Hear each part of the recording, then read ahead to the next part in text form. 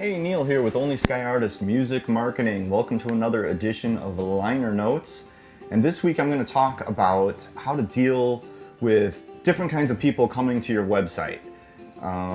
Press, fans, venues. How do you deal with these different people and how do you get them to the right place on your site? But first, I want to do a short little plug here for the Indie Bible.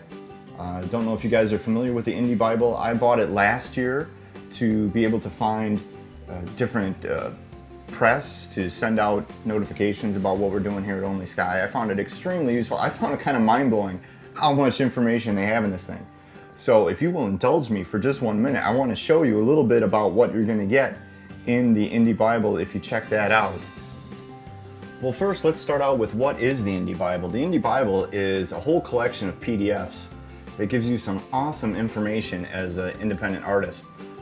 Here's one of them. It's got a brief description of what they got inside. 2,500 magazines and music blogs that will review your music. 3,100 different radio stations that will play your songs, and labels, promotion, marketing companies, all kinds of different stuff that you could use as an independent artist. Plus, this is one thing I think was really cool. There's 67 articles they have in there to help you tells you how to contact newspapers and blogs, tells you how to contact indie radio stations to get your music played, all kinds of good tips in there. So there's tons of different stuff, and in this one PDF is about the different publications and radio stations. It's 1,200 pages long, 1,218. Now this is the 2013 edition that I got last year. I have not got the new one yet, but they have updated it with new information. But here's just kind of an idea of the different reviewers of music they have inside of this thing. They have it broken down by genre, by area, North America, Europe, blues, country, dance. I mean, they've got page after page just in the index of all the different things you can find and use this for. So if you are interested in that, if you think that would help you promote your music, which I'm sure it would, if you can't afford a PR agency to help you, or you don't have a radio promoter to help you, this is a great place for a lot less money to pick this up. They've done a ton of research on this thing. I can't imagine how many hours go into creating the Indie Bible. But anyway, if you're interested in that, you can find out more about it at onlyskyartist.com/Bible. That'll take you to it and you can check it out.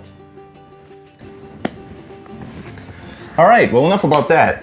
Let's get into multiple calls to action on your website. And not only multiple calls to action, but multiple types of people coming to your website for different reasons. In a forum this week, I saw people asking the question, well, you know, I'm trying to sell CDs, I'm trying to get people to book a show, I'm trying to get played on the radio, but your website can't do all of these things at once. My rule is one page, one action. So one page, you can only hope to get somebody to do one thing. Imagine if I came to your website and I got there and it said really awesome band, and it had one giant button and it said buy our CD, or it had one giant button that said sign up for our mailing list, and that's all that was there. Well, that's all I could do. I wouldn't be overwhelmed with, you know, do I read this blog post? Do I look at the tour dates? Do I look at this video? Do I read this article? Whatever it is. You know, I go to so many websites that I see, I call it pukeitis. They just puked up everything they've ever done, ever thought about, and put it all on the homepage of their website.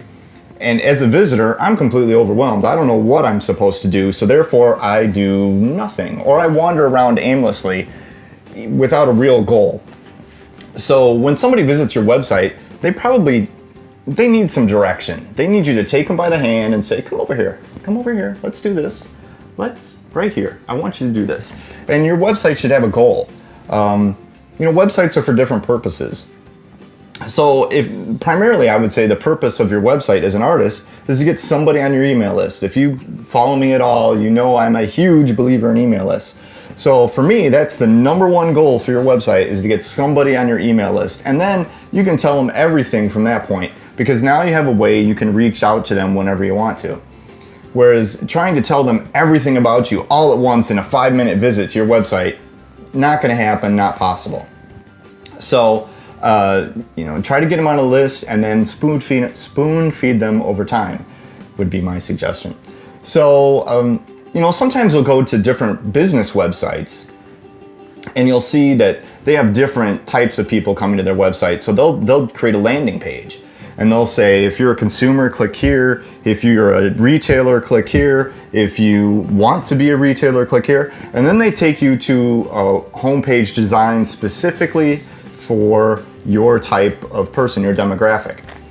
For artists, I don't think that's really possible. I think more so you design the site for a fan or a potential fan, a new fan, and then let everybody else kind of self-select. Because if I'm a newspaper reporter and I want to write an article about you, I'm going there with blinders on looking for information about that. So I'm probably going to go to your site and I'm going to be looking for keywords like press kit or recent articles in the news or something like that where I can see something specific to what I'm looking for.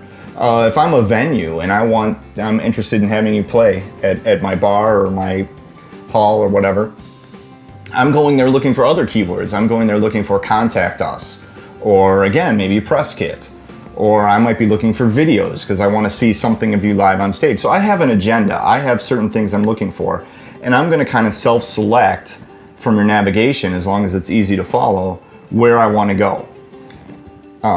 And even fans might have an agenda. They might be coming there looking specifically for a show or specifically for this. So if you have an agenda when you reach the site, you're going to find those things. But if you're just, hey, I just want to check out this new person, somebody told me about this great new awesome band, I got to check it out, and you just stumble to the site, well, that's the person you need to grab by the hand again and let's go through, here's what I want you to do.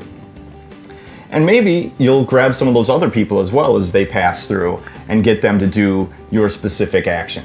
But you really need to concentrate on one page, one action. You can have multiple points of entry to your site so that different people would land on a different page. Like if you're gonna tell a venue contacts you or you talk to somebody and they say, hey, we might like to have you play at our place, well, give them a website that's different than your homepage. Maybe you give them the / booking page or whatever it might be that you have, so that they end up at your site in the right place where you can talk directly to them. So you could have different points of entry for different people. And you can do that with different URLs and things. There's different ways to do that.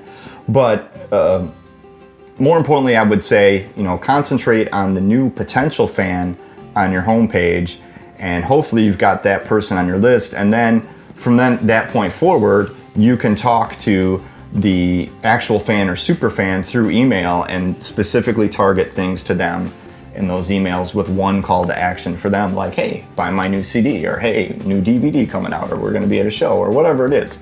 So there you go. There's my tips for handling specific calls to action.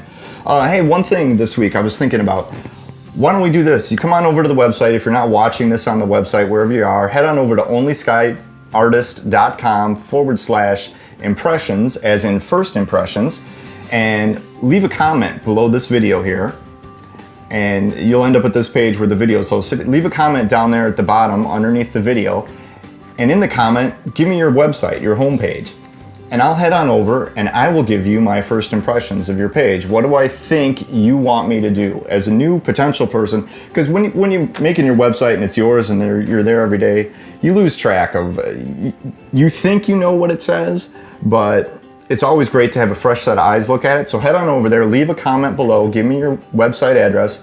I will check out your site and let you know what I think your call to action is, what I think you're telling people on the site. What's the first thing that hits me when I land there? So do that this week. That'll be great fun. Until then, we'll talk to you next week. Thanks.